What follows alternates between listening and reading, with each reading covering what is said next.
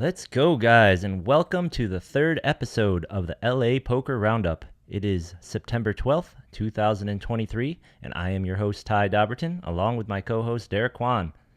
What's up, everyone? So, first up, this episode, we're going to talk about the final results from the massive $2.5 million prize pool Mega Millions. Last episode, we left off with a couple of people still left, so we'll go over what the rest of the results were for that tournament. Yep, and then after that, we will break down the results from this last week at the Commerce Hold'em Series.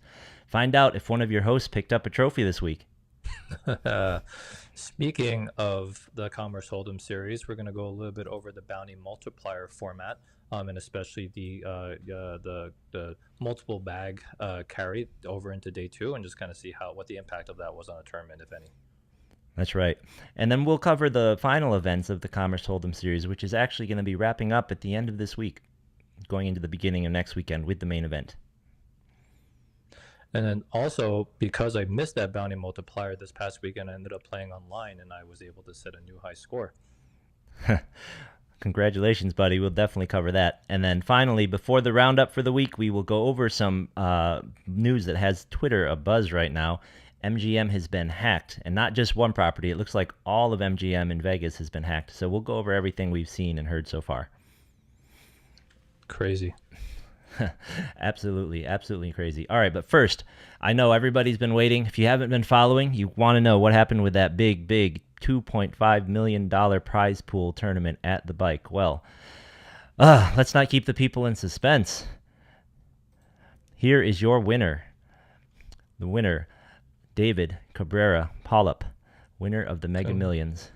Congratulations, buddy. What a huge score. Congratulations indeed. This guy, I don't believe he is a local to LA. Checking out his Hendon mob here, he appears to be actually a Spaniard. Yeah, this guy from Spain. He had a really big event, a really big finish at the World Series, the main event in 2022, I believe. Where'd that guy go? Right there. Yep, 2021. He finished 21st. Most of his scores here in the U.S. have been in Vegas during the World Series or, at the Wynn. And it looks like he just popped over to L.A. to play in this tournament because, who wouldn't? Well, why not? It's just so juicy. Yeah. What actually happened here at the end was that David and the number 2 finisher, Lucian Silveira, decided to chop the final prize pool. So they each took home $304,447, and what they played for was the WPT seat, the 10K seat into the championship, along with the banner that goes up on the wall of the bike every time they run these Mega Millions things, which, that is definitely worth something. How can you put a cost on that? Exactly. How can you put a price on that? Indeed. Now, when we finished this show last week, they had only gotten down to, I believe, the final 5. So let's just round out the last 5 finishers here. Finishing in 5th place was Tianyu Zheng, finished in 5th for $82,195. Solid player. And 4th was Albin Bayo for $108,535. Another solid reg, and the guy who knocked me out of the tournament. Congrats, buddy. I was going to say, I thought you had a little history with him that day.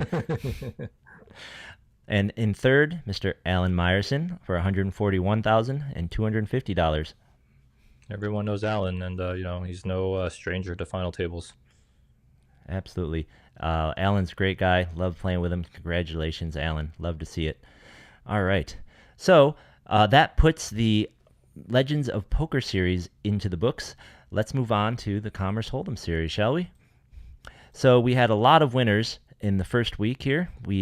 And Commerce is great with putting out their winners and letting us know how things went. So let's just run right through the line until we get to the Big Bounty Multiplier event on the weekend.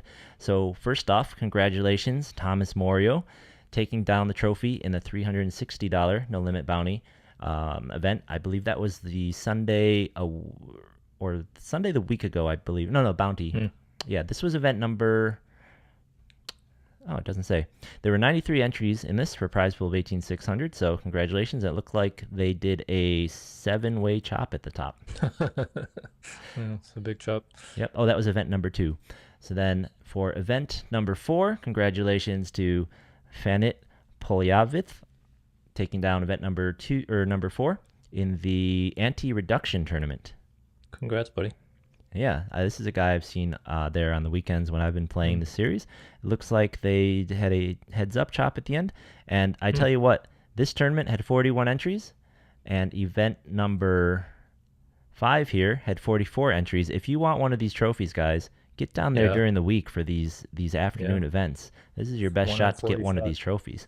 1 in 40 shot to get a trophy. It's a good one. I know, and these trophies are sweet. Trust me, I've got one.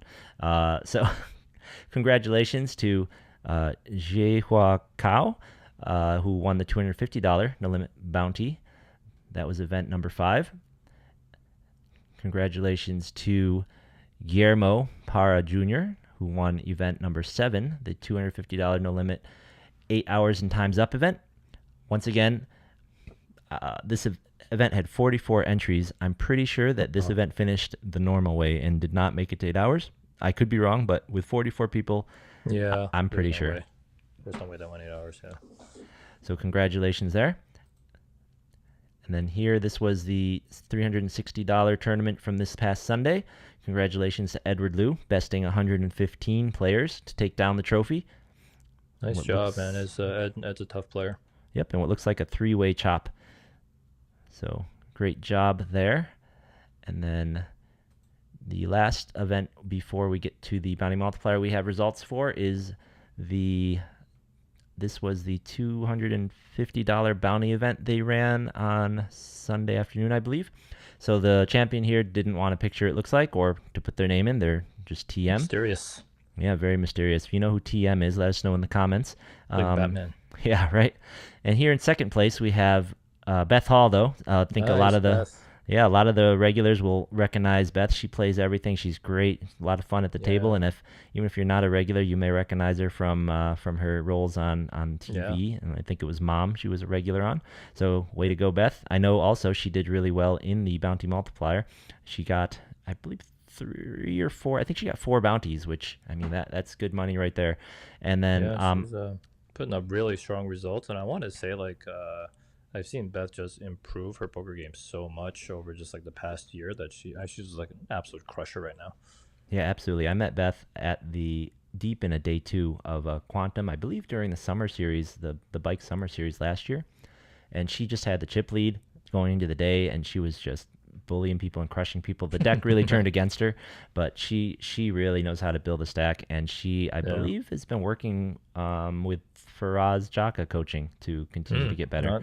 I am not surprised at that at all. She's really upped her game a lot. Yeah, absolutely. And I would like to shout out a little bit here to Mr. David Rhodes. David is a guy I've seen down there at Commerce the last couple weekends, and as I was going through these results, I saw his name at the top of a couple of these charts as well. I know that David cashed the Big 50 in the Survivor the night of the day 2 of the Big 50. He and I both survived and made that money, and I saw that he was a part of that chop from the earlier 360 tournament that I believe Thomas won. And now here we see him again, chopping it up at the top of another tournament here. So, you know, Mr. Rhodes, way to go, man. You're having a great series as well. Yeah, some consistency. Nice job. Okay, so now let's talk a little bit about the bounty multiplier. So spoiler alert, one of your hosts did not win this event, but I did get 3rd place, and we will talk about that in a minute. But first, congratulations to Michael Danley. Mike, super reg, someone that those of you who play here in all these series around town absolutely must know. Michael Danley plays and fires, and he makes a lot of noise at the poker table. I tell you what, I love playing with Mike. Probably my top 5 craziest hands. He's got to be 2 or 3 of them. Oh, he's a fantastic guy. Really unpredictable, tough player, and if he just kind of gets on a roll, it's just like he's a bulldozer, man. Yeah, absolutely. And I tell you what, he was on a roll that day. I pretty much, as soon as I got to his table and maybe 3 or 4 hands had gone by, it was pretty clear what was going to happen that day. And I for the most part, my strategy was stay out of his way, and that's kind of how we got to third place. We'll go a little bit more into that in a minute. But before we do, I wanted to make one more big shout out here, Mr. Cedric Darrett. You may recall from last time we talked about the results from the Big 50, and we showed that picture. Cedric Darrett here, representing the Bad Beat Blockers poker group, has now made the top 2 or top 3 chop last week, top 3 chop this week, second place, 2 weeks in a row now on these big commerce multi-day events. So congratulations, Cedric. He's killing it. Yeah, I see it, buddy. Yeah, he was also my heads-up opponent, like I mentioned in one of the previous podcasts. Really good player too. Great to see all these regs hitting up all these great results. And Ty, man, that's a great finish, third place, and a bounty multiplier, man. That's tough. Yeah, I think And technically it's kind of before. fourth place. Kind of fourth place. Kevin got more money than me. He got more bust outs, but yeah, no, that final table, I tell you what, it was a real interesting mix of very reggy regs and a couple faces I hadn't seen before. So it was definitely fun. Well, Speaking. nice job, Ty. Yeah. So thank you very much. Before we wrap up Michael's win and talk about the tournament, I can talk a little bit more about the day overall, and we break down how the thing went. I just have to share, Michael was kind enough to send a picture of the final hand of the tournament, and if there's ever a picture that summarizes just how well Michael was running that day, this is it.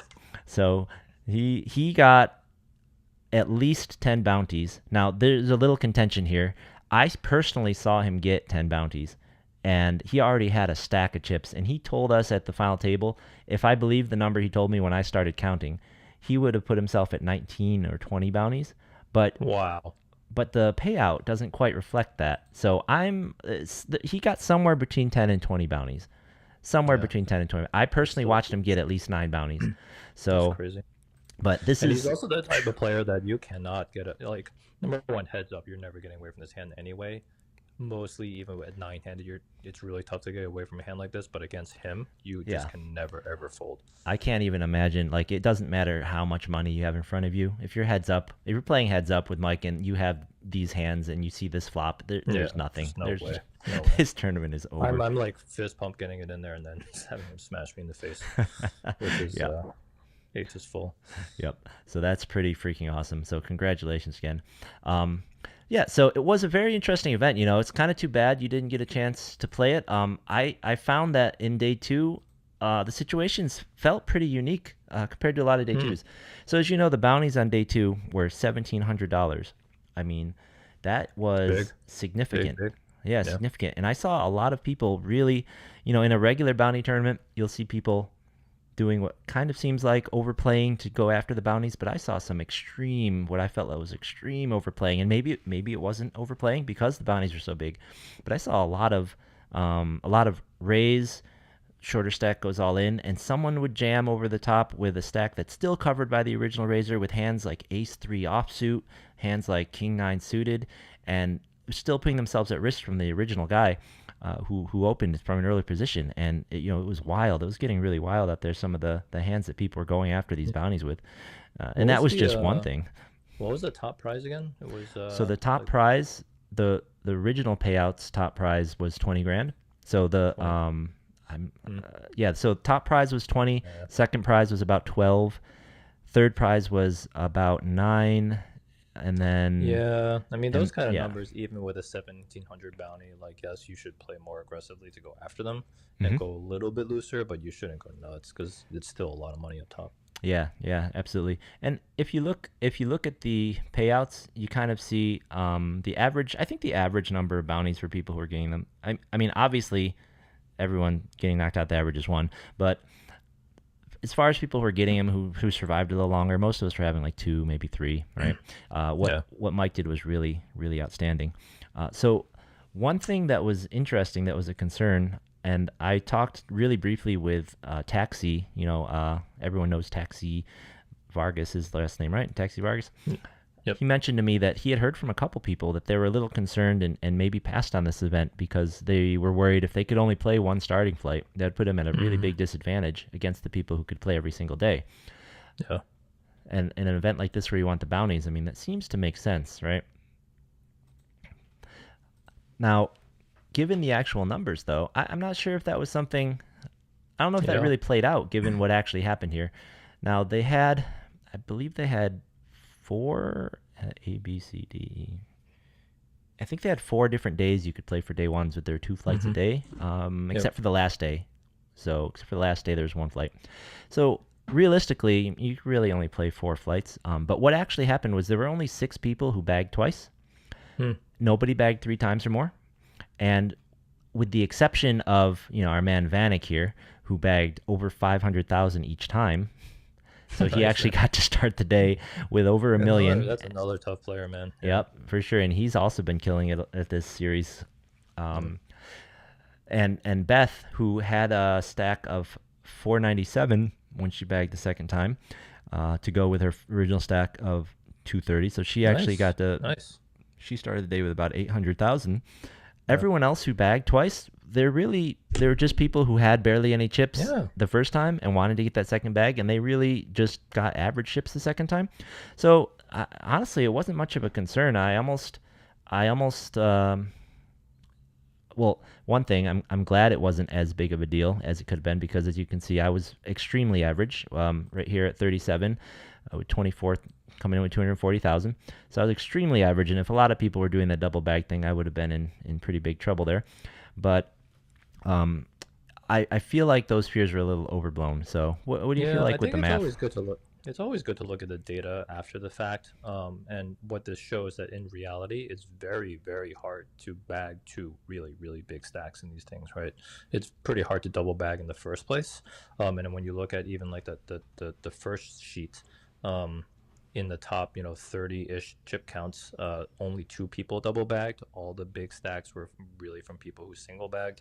So I think that's probably going to be the case most of the time. Is there going to be some extreme case where somebody ends up bagging like 1.5 million because they went 3 huge stacks? Like, sure, but I think it's so rare that probably I wouldn't sweat. It's still a pretty creative format that you can combine bags and bring it forward. Obviously, if you can play more flights, it's better. You're increasing your probability of having a bigger stack. But in reality, I feel like most of the time it's going to shake out exactly like you're seeing here. Yeah, no, I agree. And if you look, we mentioned Mike double bagged. He came into the day with a little over 300,000, right? Yeah. And let's see if we can find where's Cedric. Did he bagged up 380,000, right? Not Yeah. not a big stack, but not massive. And I bagged up 240,000, right? Yeah. And I believe Kevin was the next finisher. Where was his stack? Kevin had a pretty good stack. So Kevin actually had the biggest stack of the top four of us, right? 472 coming in the day. So Yeah. that was not, the way the tournament Right. played out. It really still wasn't. Uh, Yeah. it was more your play style and your Yeah. than your luck, of course, right? So to get into play style a little bit, this tournament, I tell you, was custom made for people like Mike. With him running a little good, this Yeah. was absolutely. They should just rename Mhm. it after him. So if you've played with him before, as you have, and for those of you out there who played with him, you know that this guy will have 5 times the starting stack by the end of Reg, or he'll have bought in 5 times, or maybe both. Yeah. So one thing that the Yeah. sheet doesn't Sometimes it's show. both. Yep. So one thing the sheet doesn't show is on the very last day of registration. It took me 4 bullets to get through before registration ended, and it took Mike 6 bullets to get through that one. So we were sitting there, and he told me that, and since he played the other day, he played a bunch of bullets on that day as well. So the styles that we kind of play, which is a little more gambly, a little more not gonna fold while Reg is still open kind of setup. That definitely is a kind of mindset that let him get all Yeah. those bounties. When I was sitting at his table, I didn't get to his table until he had already stacked up, so I actually didn't realize he only came into the day a little over average. But I swear he was in literally every single hand. I think his VPIP was about 90%, if not 85%. His view is always like that. Yeah, but in this tournament, it's so valuable to be able to do that Yeah. because you Yeah. can't get the bounty if you're not in the hand, right? Yeah. And Yeah. I love the guy. I'm glad that he's a reg. oh, He's fun to play absolutely. with. Super nice guy. And yeah. Yeah, and he seems to spike at least. The first time I encountered him was it last year or 2 years ago at LAPC, the final table of I believe it was a $400 one, and he ended up. I think they chopped, but he got the top chop on that, and it was the same thing. When I saw him on day two, he had the big stack. It just seemed like any time he chose to raise, he hit top pair, and it was good, and he pushed it to the max, and nobody could stop him, and he just had all the chips Yeah. when we got to the end. And I Yeah. love that style. It's just so much fun to watch. It's not fun when you're being run Right. over. Yeah. When The he's running good, man, it's a like a freight train. Yeah. Absolutely. There's just nothing you can do. The one of the more interesting, one of the I guess the worst beat, quote unquote. Now, see, the thing I love about that style is he was sitting there from about 30 people to go all the way to the end. He had a absolutely insurmountable chip lead. He had, and no joke, he had about, I remember this when we were down to three tables and getting like broke down to two tables. I'm looking at the two tables, and he alone had about a third of the chips in play still. And when we got down to about 12 people left, he had half the chips in play with 12 people left. I'm That's looking at the two amazing. tables. I'm looking, and there were 18 million. I think it was about 18 and a half million chips in play. And I'm looking at his stack, and I'm just like, I think the other table only has 7 million at their I entire mean, table, and I think you so half have. the chips with two tables left is just so nuts. It was crazy. He literally had. Um, he might not have made. I'm sorry, he didn't make it to half the chips with two tables left. Our table, the other, so there was 18 million total. The other table had 6 million ish but Yeah. amongst their 6 or 5 people, and amongst our 6 or 5 people, we had all the rest because No, he had 5 million and we all had 2 million, leaving the that's other nuts. table an Still nuts. average. Yeah, it was crazy. And when we got down to one table, he was at half the chips in play when there were 8 of us left. It was insane, absolutely insane. And he was bullying and he was blasting and he was getting lucky, and it was beautiful. It was beautiful. Good for you, man. Yep. One thing that was really interesting though, with it being a bounty multiplier and at the final table, I was second to last in chips when we got to nine handed. So obviously it's going to put a pretty big target on my back. I think that the bounty multiplier actually helps being that format. I think that actually helped me kind of ladder up though, because Nice. because of that format. And you know how it is. If you've been to the final table of a lot of these kind of mid to lower buy-in tournaments, the local ones, right? The the final tables don't tend to play as tight as you would expect them to, right? Mm. And in a bounty tournament like this, especially, they weren't playing that tight at all. Yeah. And especially with Mike pushing anybody who tried to play a hand very, very hard, right? Yeah. So I was able to really be kind of very selective and careful and picky, and Yeah. mostly, if staying out of the action was good enough to just ladder up 3 times, then after that, you just have to, be That's why careful and get it's that double here and there, right? that's why ICM matters. Yeah, especially, and so that's another reason I love players like Mike. If I'm not winning and I don't have all the chips, I love that he has them because I know he's going to keep pushing Just action, right? train wreck everyone else out of you, Yeah, right? it's Yep. not like it's going to be a guy who's locked him down and everyone else now has to put themselves at risk. He's just going to make you Yeah. play or put you at risk, and he's going to annoy people. It's super fun someone pushing the action is always makes for a more fun game. Yep. Um, One other thing I kind of wanted to bring up is that in this series, the play on day twos for these bigger events, and I hope it continues for the mystery bounty and the main event, has been fantastic. And by that I mean, typically my memory of like a lower buy-in, like a big 50 for the LAPC or for one of these other tournaments in the past year, has been day two. As soon as it starts, all in, all in, all in, all in. The line for bust outs is 50 people long in the first half hour, right? Yeah. In the big 50 here and in this tournament, there's been a lot of play. Nice. There was always an average. The stack average was always like 30 big blinds a person. It felt like throughout almost the entire Wow, tournament. that's great.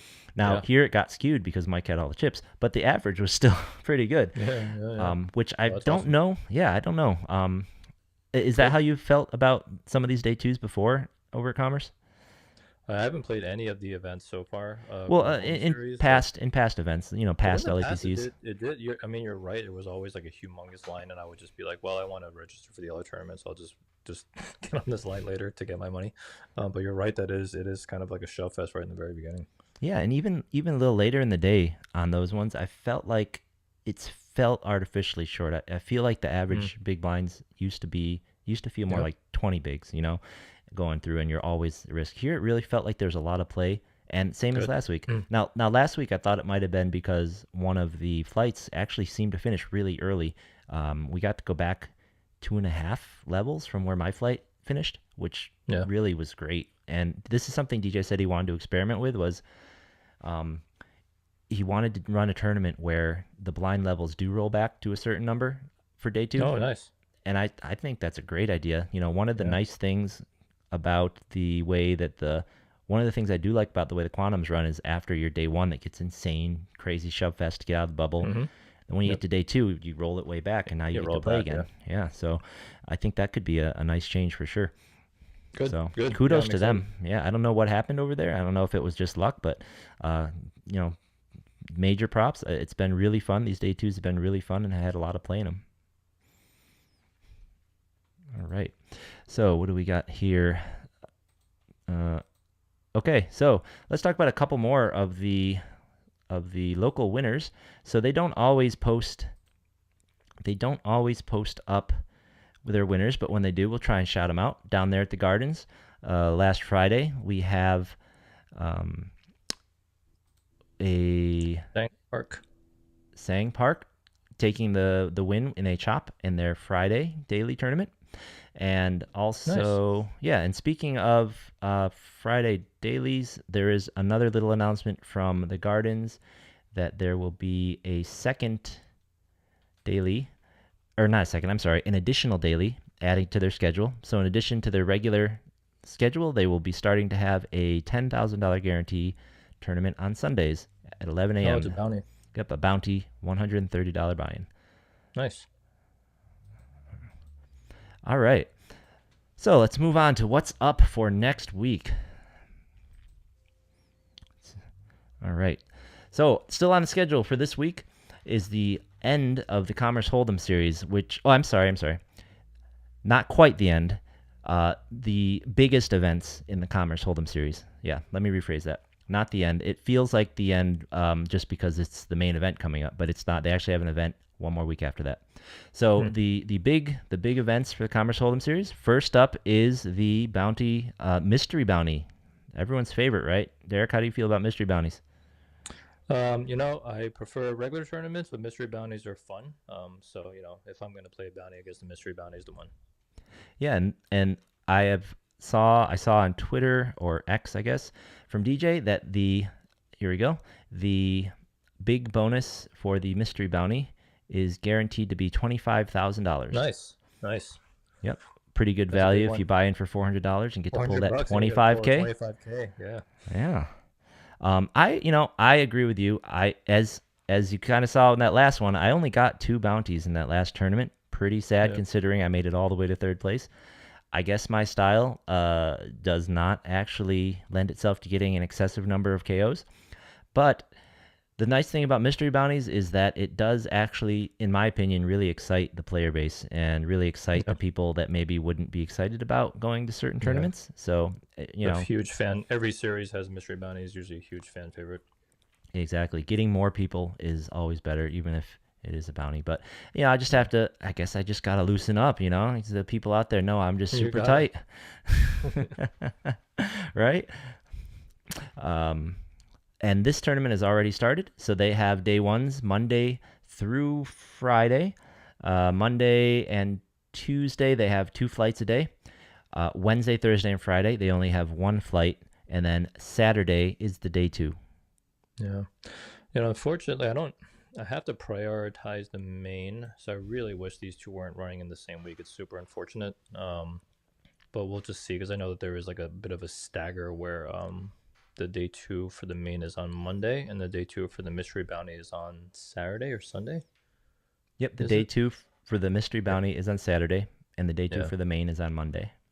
Yeah. Yep. Yeah, so I'll just see what I can fire. But probably I'm gonna be prioritizing the main event. But hopefully I can get a shot at least a day one in both. Yeah, those day. So I don't know which day ones you're planning on playing. Speaking of the main event, those day ones start on Wednesday, so they start tomorrow on Yeah. the Wednesday the 13th. Those day ones all start at 11 a.m. and they have to because day ones for this event are all 40 minutes long. I mean the levels are all 40 minutes long. Now on day two, the levels are all 60 minutes long. So I would be prepared when you make that bag, get ready for a really long day two. Should be a lot of Yeah. play again.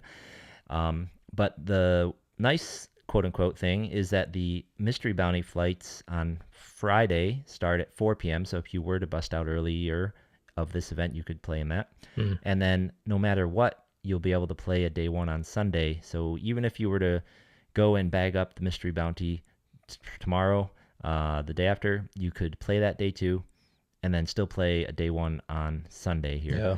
So, Yeah. they are different price points depending on your budgets, depending on your priorities and your tastes. $400 mystery bounty, Yeah. $1,200 Yeah. main event. Can't Yeah. go wrong with either. They're two awesome, awesome events, obviously. Yep. Yeah, they are definitely very different. They appeal to different people, while at the same time, degens like us would love it to be able to play them all. Yeah. Yep. Now, unfortunately, I can't play either of these events because I will be on my honeymoon in Korea. So you guys will just Congratulations, have buddy. to. Thank you, thank you. You guys will just have to have your fun without me. You guys will have to let me know how it went, and hopefully, when we come back, Derek can catch me up on all the action. Yeah, tell DJ not to put these on your honeymoon weekend next time. I know, right? We have a pretty good, we're pretty good lines of communication, but uh, I'll have to be more careful. I'll have to send him my itinerary next time. Yeah. So also though, if you're trying to get into this main event, not only can you buy indirect, they will also, of course, be running satellites.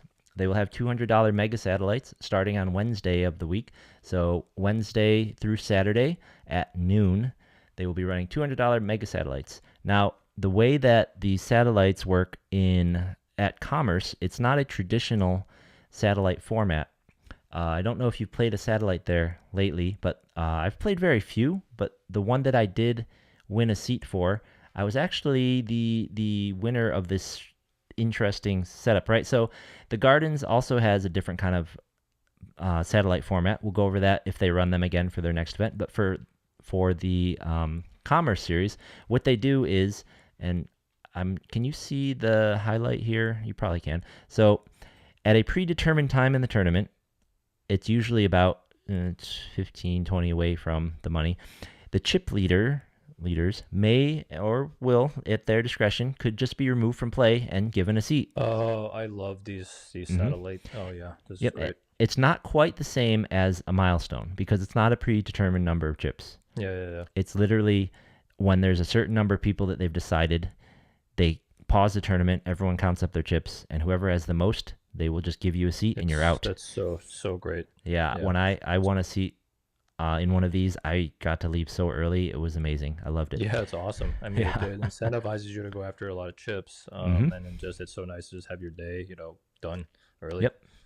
And then after that, this is a little more confusing for some people. So after that, when the number of players left to be eliminated is equal to the final number of tables to be used, the tournament will run a reverse shootout. So once the player is eliminated, the rest of the table gets a seat. So That's awesome. That's so much fun.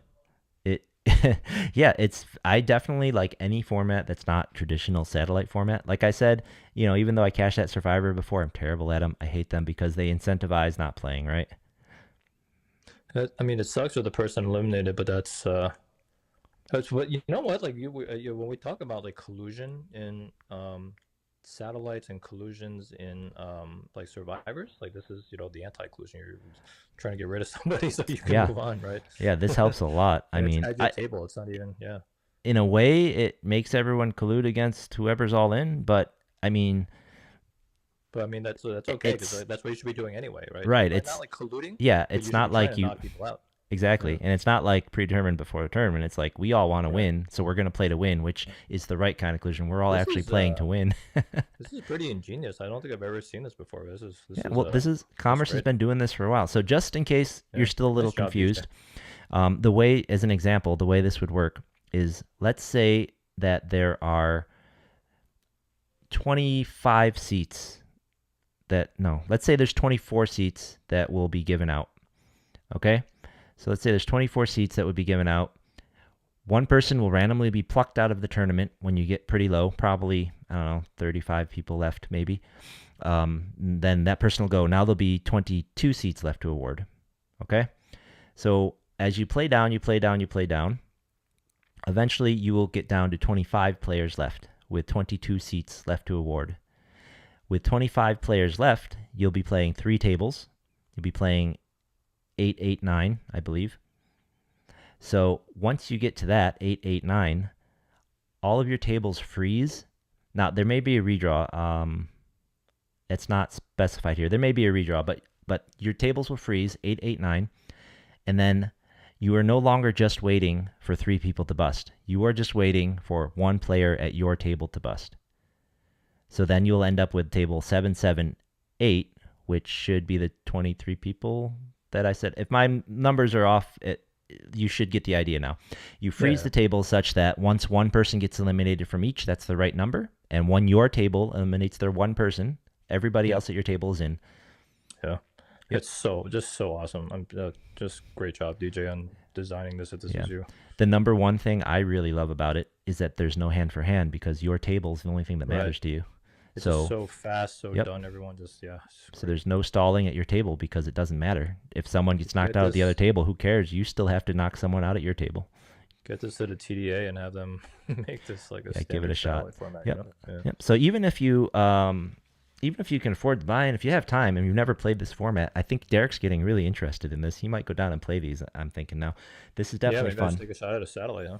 Yeah, it's definitely fun because it's unique. It's different. It's cool. It encourages action. So let's go. Yeah, definitely get out there. We I think this definitely want a big main event, right? It's always really good for the poker economy and get people to come out. Yeah, especially now that Derek's such a big shot high roller, and Derek won't, he's only gonna play these big 1Ks now. I'm not gonna deign to play the little dailies because, well, I mean, I guess we got lucky that he didn't win this $50,000 flip here at the end, but It was the biggest flip of my life. Yeah. Congratulations to Derek. Congratulations to Derek, placing second place in the ACR $1 million guaranteed tournament this past weekend. So while I thought I was being cool, final tabling over at the Commerce at the Mystery Bounty, Derek was quietly trying to win almost $200,000. And congratulations, buddy. Congratulations. Thank you. Yeah, man, this was definitely a tough tournament. The high rollers on ACR, usually I think anything it's like $600 buying or over, they call it a high roller, but they're very pro heavy fields, and this one was no different. Ton of pros. I recognized like most of the names. Anytime I was moved to a new table or some people got moved to my table, I'd already hit notes on so many people. Who were some of the pros that you had to go through? It was there's a lot of like ACR pros, and also people who I know just like are pros. I don't know if I should be calling out their names based on their screen names, but for instance, Faraz Jaka made the final table. You can see there in 7th place at Toilet O. That's who that is on ACR. Oh, yep. Man, Faraz Jaka, like I played with him a little bit before the final table, and he had accumulated a big stack. And Faraz with the big stack is I can only compare it to like having like a rabid dog like trapped in a room with you where you just don't know what he's going to do. It was really like crazy watching him play. Super aggressive player. Then obviously when he got a little bit more short stacked, he was playing a little bit more like optimally and solid. But yeah, super tough field. So really happy to have finished where I got to. But yeah, that was a huge flip. 50K flip was the biggest flip of my life for sure. Yeah, and I saw somebody in your Twitter comments, they said if it had been them and this board ran out from right to left instead of left to right, that they probably would have thrown their computer through the next state. Like they would have been raging so hard. That would have been a way tougher beat going the other way. Yeah. Absolutely. Now, this is your. We said this is your high score. This beat your high score by quite a bit. Yeah, I think my biggest high score was like a 70K final table that I made a couple of years ago. And it was really funny because back then I feel like I still had no idea what I was doing in poker tournaments. So like any success I was having back then was probably luck. Not that I don't still get lucky, getting to run deep in some tournaments. But back then I really kind of felt like I didn't know what I was doing in tournaments. But yeah, this is it's nice to get this big score. Yeah, well, I still feel like I don't know what I'm doing in every tournament, so I feel like it's a good spot to be in. What Yeah. about online? How does this compare to other online big scores you had? Oh, I mean, I think when I won the ring at the WSOP, I think that was around like 50K ish or so.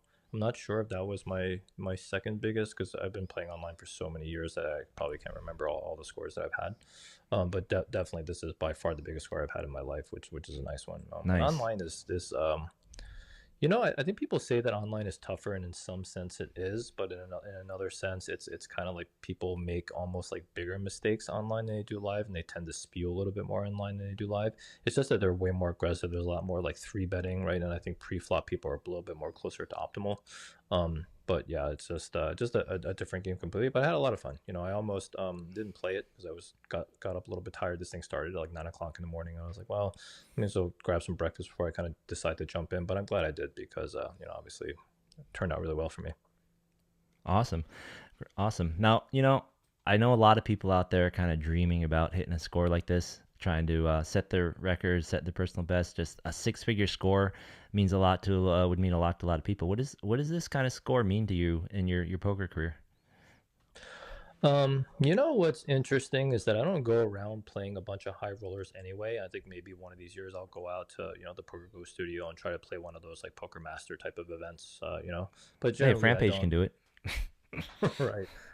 But typically I don't, I play like the 10K WSOP main event, 10K the WPT, and then whatever the biggest, main events that we're running over here in LA, which usually around like 3K ish or so.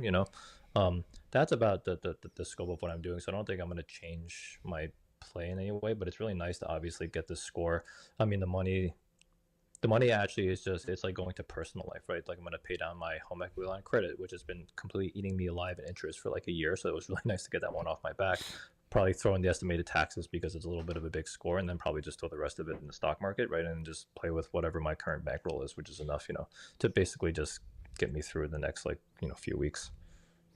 All the degens out there are just shaking their head. They're just it's like the most boring answer that they've It ever is. heard. It I could is. It was really funny when I was playing the WPT last year when we had that huge guarantee for the main. They're like, "Well," somebody asked like me and this like what we would do with the money, and we both just sort of was like, "Well, I don't know," because it's like obviously a big score getting like a million or whatever it was, but it was just kind of almost like, well, I think probably it would just a lot of it would probably just go to life stuff and like investing, right? At some point in your life, it just ends up looking like that. But obviously, I'm gonna buy my wife something nice too, right? And then it's also really really nice just having this bankroll backup. Yeah, absolutely. So you're not no plans to increase your average buy-in or take a couple extra shots that you weren't going to take before? I think even if I wanted to in LA, there isn't really an opportunity, right? So this is why I'm really hoping this 1K takes off to 1K, over, just basically the other 1Ks that are going to be going to Gardens and you said the MSPT, right? I Yeah, really hope that those end up being big prize pools just to get, some of these operators to consider, running these bigger tournaments again, right? We really kind of miss them down here in SoCal. I gotcha. Yeah, no, absolutely. I'm hoping that's going to be successful too. That Gardens one coming up. Yeah, I know. For me personally, I hit a similar score down at the Gardens. Speaking of the Gardens, earlier this year in May, and I had never really played in anything larger than a 1K before that. So I know for me, hitting something like that really opens up the opportunity to kind of shot take some of these events without having to, you know, I don't want to say feel guilty, but kind of feel irresponsible, so to speak, Yeah, right?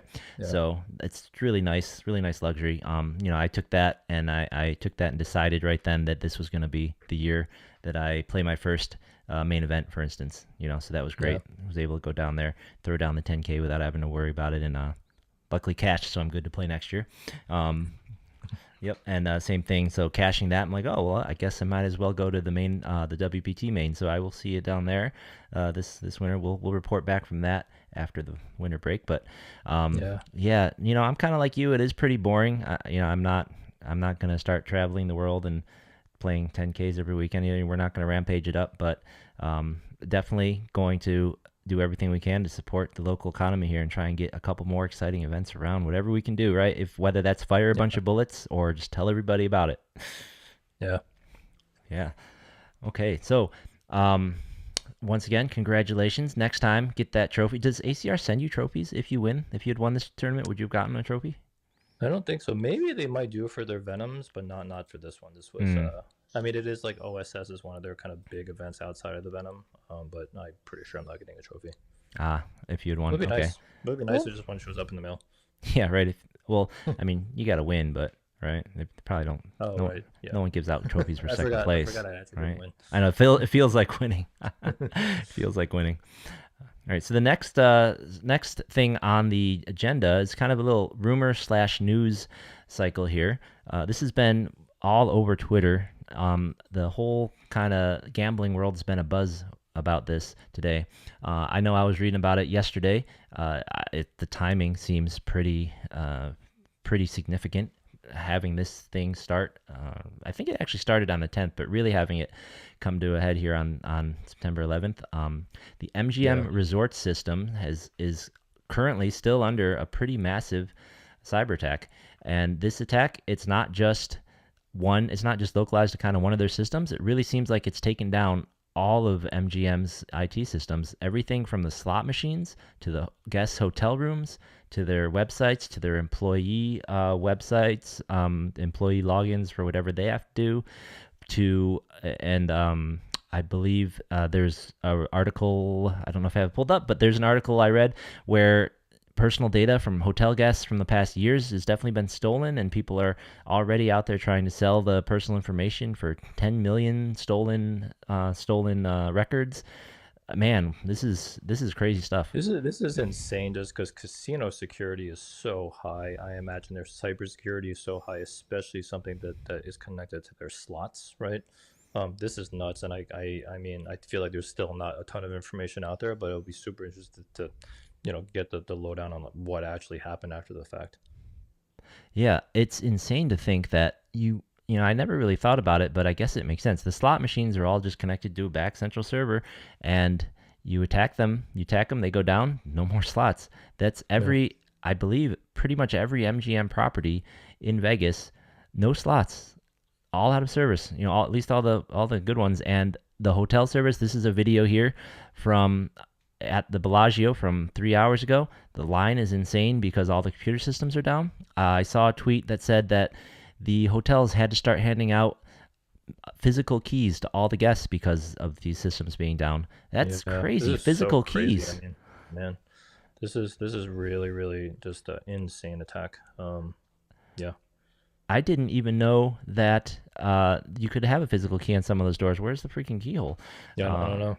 yeah, here's a speculation that they outsourced IT and laid off staff recently, and now, and the other speculations, of Hmm. course, is that they are um, they are being ransomed. That there is ransom requests on the corporate, and that other hotel chains. I believe I read that someone, once again, this is the rumor mill part of it.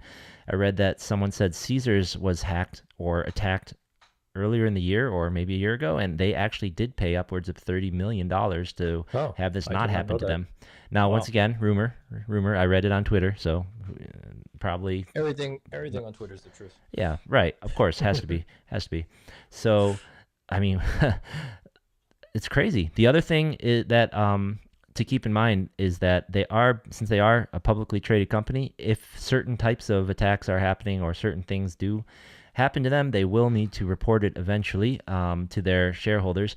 Uh, so if they are actually being targeted with a ransomware or a no a Any sort of ransom attack, yeah. yep, if they're being ransomed in that way, so someone encrypted all of their systems or something like that, all of their data, then they will have to report that to shareholders. So if that's set up, we will at least know about that. But Yeah. yeah, people, yeah, people getting the memes on proof of a malicious worm infecting the slots. Yeah, this is I mean, this is a really, really big deal, and I'm pretty sure all the casinos are going to be looking at their cybersecurity after something like this. I mean, MGM is such a huge, huge, like set of properties, right? So, yeah, Yeah, absolutely. Just to think about it, my buddy was mentioning it before. Like, just imagine how many dollars per minute, per hour right, they're losing. right on Not slots. That's, jeez. I just mean, on that those things slots. have to be on like crazy, crazy like cybersecurity like lockdown. So I just don't know how somebody gets through these systems. It would be really interesting to see. Yeah, yeah. What happens. Unfortunately, it's probably not that hard, or at least not as hard as it should be. The bigger the entity, the larger the corporate entity, right? The more points of weakness there could be, the more points of That's failure true. there could be. Yeah, that's true. My nephew's actually studying cybersecurity right now, and I know we both work in the IT field, software, whatnot. So we're aware of how weak certain areas are, or how Yeah. low budget certain areas are, and easy it could be to get in there. And like that article said, it really doesn't matter how good your security is. All it takes is one disgruntled employee with access, and you are in trouble. And the company that Yeah. large, it's always a threat. It's definitely always a threat. So we will keep you posted on that if anything decisive or really interesting comes out. We'll make sure follow us on Twitter.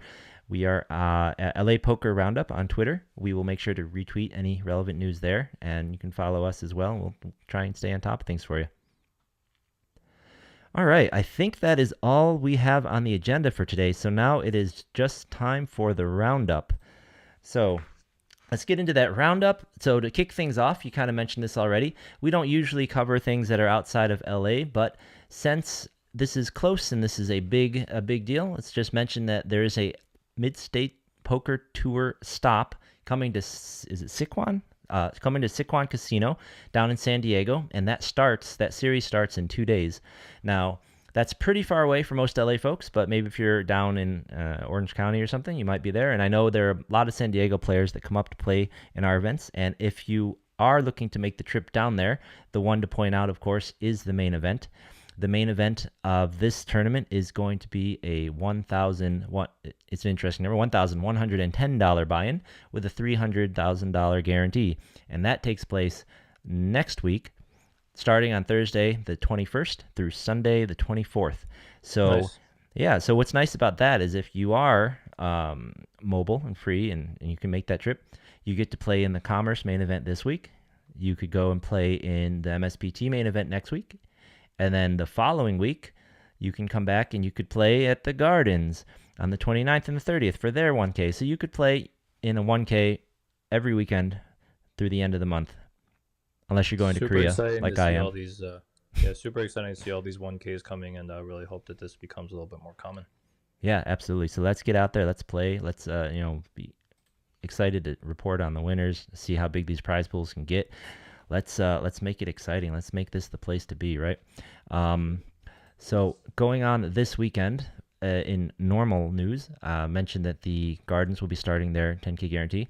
So this weekend, obviously, if it's your cup of tea and you can play these multi-day tournaments, what I recommend is the closing events here, or the next set of events here at the Commerce Hold'em Series. The Mystery Bounty, which is going on right now, with the day 2 being on Saturday, and the main event, which will start tomorrow, with its day 2 being on Monday. Now, if you can't do those events, as always, I think the best dailies are down there at the Gardens with their huge guarantees for the $250 buy-ins on Saturday and now Sunday, and Friday as well at the Gardens. But if you don't want to go all the way down there, there are still the dailies at Lucky Lady for a lower buy-in. I believe that the Sunday tournament at Lucky Lady has been moved to 1 p.m. if it wasn't already there in light of football season. So just be aware of that. And also this week, once again, on Sunday, there is no daily tournament at Hollywood Park because of the Rams game. So if you were thinking to play a tournament there on Sunday, do not go. Yeah, and even if you are a daily player and budget might be an issue playing something like an 1100, even a $400 bounty, look at the satellites and just think about what your ROI is. Because I mean, you're talking about a daily with for 4 or 5K, 6K prize pool versus a potential to make it into a day one, which puts you into a day two, and then you're playing for 200 to probably 300K for that main event. So just think about that a little bit as, like if you're going to pick a week to shot take, the commerce ones are good ones to shot take. Right. Plus, the commerce satellites are that really interesting Right. format that sound like a lot of fun. So, Yeah. Yeah. all right. Well, that is all we have for you this week. So, as always, we will see you at the tables and good luck out there. Yeah. Thank you everyone for listening. We'll see you next time.